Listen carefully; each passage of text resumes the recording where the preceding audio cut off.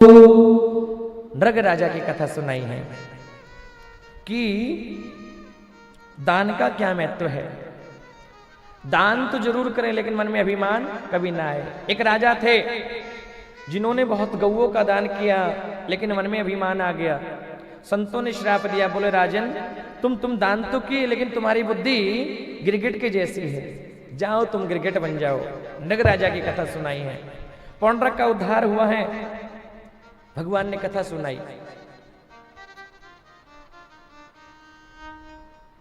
कहते हैं भगवान श्री कृष्ण, कल आप सुन नहीं पाए थे तो जल्दी था ना, विवाह करना था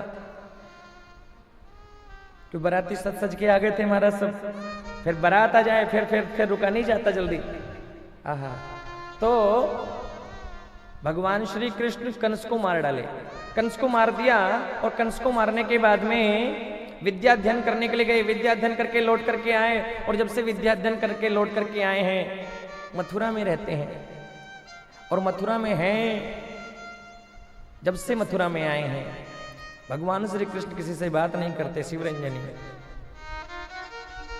भगवान श्री कृष्ण जब से विद्या अध्ययन करके आए हैं और विद्या अध्ययन करके जब से लौट करके आए मथुरा में,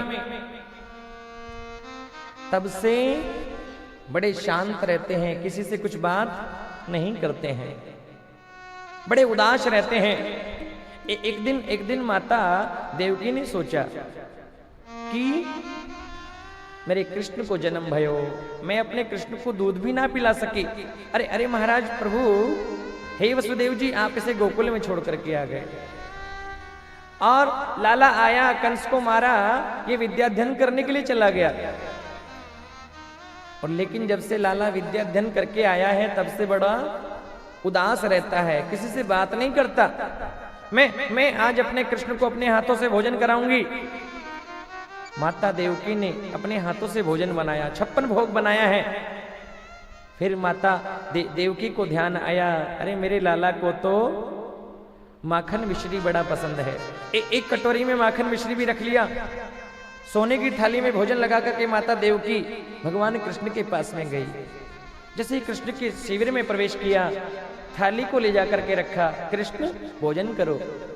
भगवान कृष्ण ने जैसे ही भोजन करने के लिए बैठे और जैसे ही थाली को देखा और थाली में रखे हुए माखन को देखा, भगवान श्री कृष्ण की आंखों से आंसू निकल पड़े। भगवान रोने लगे, थाली को छोड़ करके खड़े हो गए। माता देवकी घबराने लगी, अरे कृष्ण क्या हुआ क्या हुआ? कृष्ण कुछ बोलते नहीं, आंखों से आंसू बह रहे हैं, रो रहे हैं। माता देवकी दौड़ी गई, वसुदेव जी के पास में गई। अरे आपको पता है, अरे मैं कृष्ण के लिए भोजन बना करके लेकर के गई, लेकिन जैसे ही कृष्ण ने थाली को देखा, कृष्ण तो रोने लग गए। क्यों रोते हैं कृष्ण? जब से आए हैं बड़े उदास रहते हैं, किसी से कुछ बात नहीं करते। आप जरा पूछो कृष्ण से जाकर के, क्या दुख है मथुरा में, उनको क्या कष्ट है? अरे अपने शिविर में रहते हैं, किसी से बात नहीं करते। माता देवकी वसुदेव जी आपस में बात कर ही रहे थे कि इतने उद्धव जी का आगमन हो गया। उद्धव जी आए, माँ क्या बात है? वसुदेव जी कहने लगे, हे उद्धव, तुम पूछो जरा कृष्ण से जाकर के। जब से कृष्ण विद्या अध्ययन करके लौट करके आया है मथुरा में, अपने शिविर में रहता है और किसी से कुछ बात नहीं करते कृष्ण। अरे आज तो देवकी अपने हाथों से भोजन बना करके लेकर गई और जैसे ही भोजन की थाली को कृष्ण से देखा, जोर जोर से कृष्ण रोने लगे। तुम पूछो जाकर के कृष्ण से, कृष्ण को क्या कष्ट है, क्या दुख है, क्यों रोते हैं कृष्ण? उद्धव आए हैं कृष्ण के पास में। उद्धव कौन है? बृहस्पति के शिष्य हैं, यदुवंशियों के मंत्री है। लिखा, हे वृष्णी नाम प्रवरो मंत्री कृष्णस्य दैतो सखा शिष्यो बृहस्पति साक्षात उद्धव बुद्धि सत्तम। बृहस्पति के शिष्य हैं, यदुकुल के मंत्री हैं उद्धव जी आए, कृष्ण के पास में देखा, कृष्ण रो रहे हैं, आंखों से जलधार बह रही है। अरे कृष्ण क्यों रोते हो, क्या कष्ट है आपको इस मथुरा में, क्या दुख है? माँ बता रही हैं, पिताजी बोल रहे हैं, जब से आप मथुरा में आए हैं बड़े दुखी हैं, बड़े कष्ट में हैं।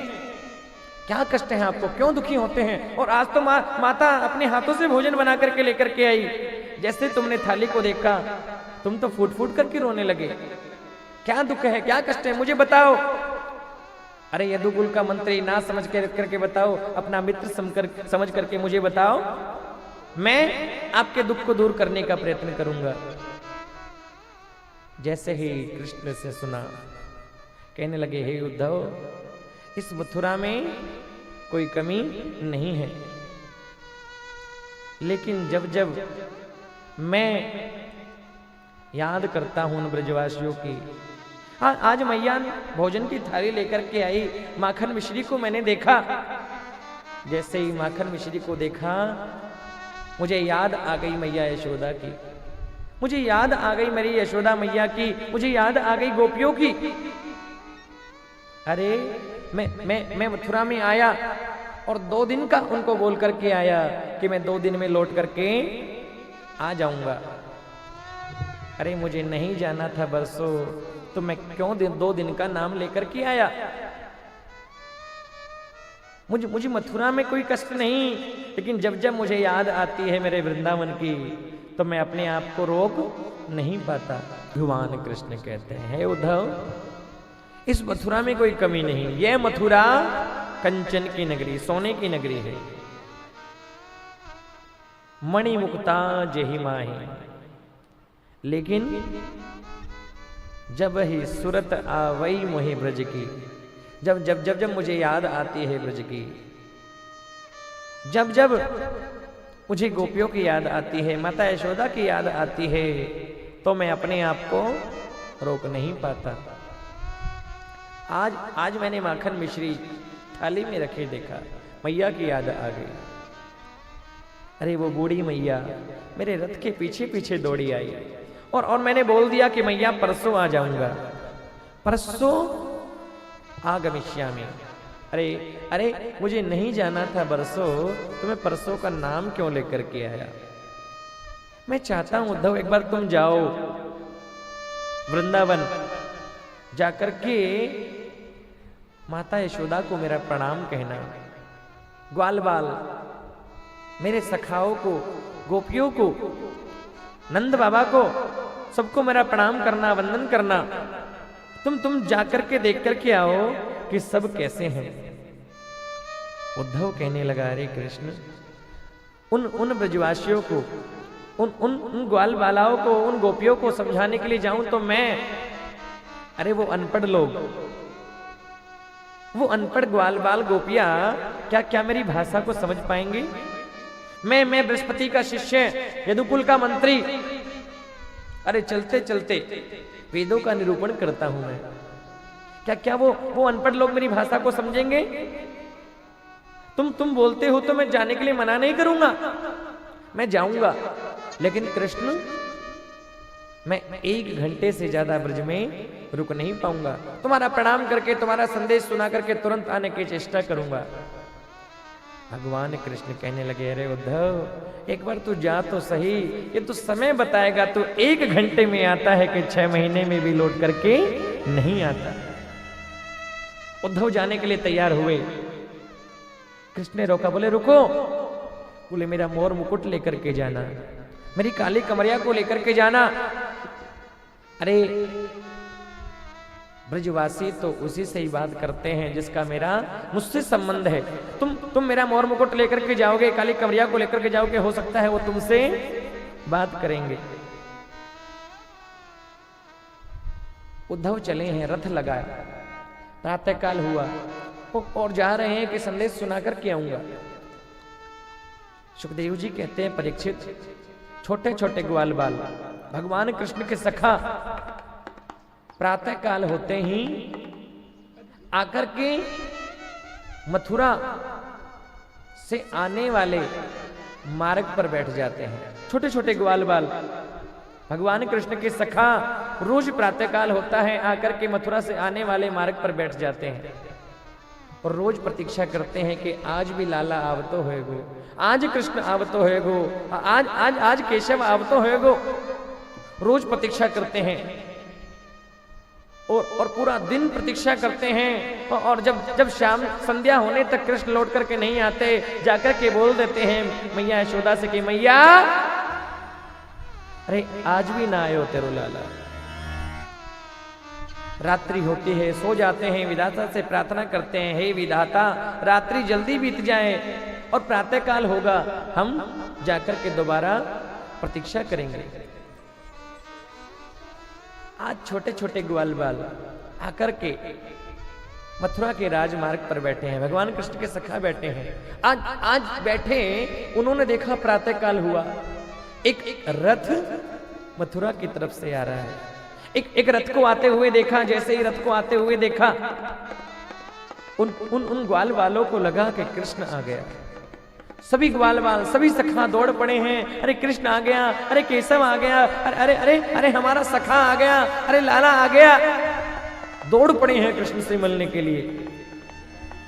एक सखा झाड़ियों के पीछे छिप गया और कहने लगा मैं कृष्ण से बात ना करूं जब तक कृष्ण आकर के मुझसे माफी ना मांगेगो, मेरे चरणन में ना गिरेगो और मुझसे दोबारा कभी जाने को वादो ना करेगो, तब तक मैं कृष्ण से बोलूंगा नहीं। झाड़ी के पीछे लुक गया, छिप गया है महाराज। ग्वाल बाल कहने लगे अरे अरे लाल, अरे भैया तुमको ना जाना तो कोई बात नहीं, हम तो जा रहे हैं। अरे कृष्ण आ गया, हमारा सखा आ गया, हमारा लाला आ गया। सभी ग्वाल बाल दौड़ पड़े हैं रथ को देख करके कृष्ण से मिलने के लिए। सुखदेव जी कहते हैं परीक्षित, जो सखा झाड़ियों के पीछे छिपा बैठा था उसने सोचा अरे नाराज तो बाद में हो ही लूंगो, एक बार जाकर के पहले लाला को दर्शन तो कर लूं। जो सखा झाड़ियों के पीछे लिखा था सब दौड़ करके गया है और जाकर के सबसे पहले रथ के पास में पहुंच गया है।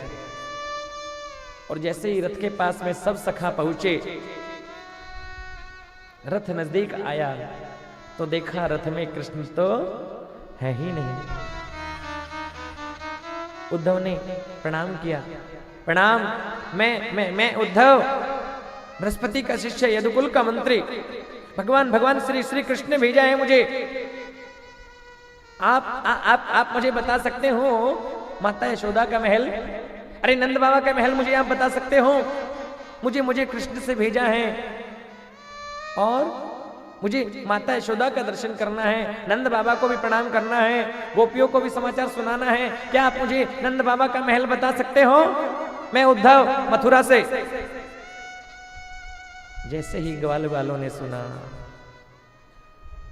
कहा अरे वाह रे कृष्ण, परसों की बोल करके गया और बरसों में भी याद आई तो स्वयं नहीं आया, अपने मित्र को भेज दिया।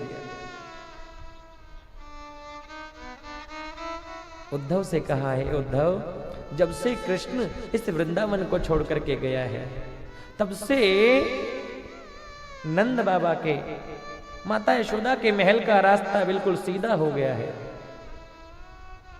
अरे अरे तुम सामने वो पानी देख रहे हो? बोले हाँ मुझे पानी, बोले ये पानी देख रहे हो ना, ये पानी जो बह रहा है, ये पानी कोई पानी नहीं, ये पानी जो बह रहा है ये पानी नहीं, ये कोई नाला नहीं, ये कोई नदी का जल भी नहीं है। जब से कृष्ण इस ब्रिज को छोड़ करके गए हैं तब से माता यशोदा, नंद बाबा,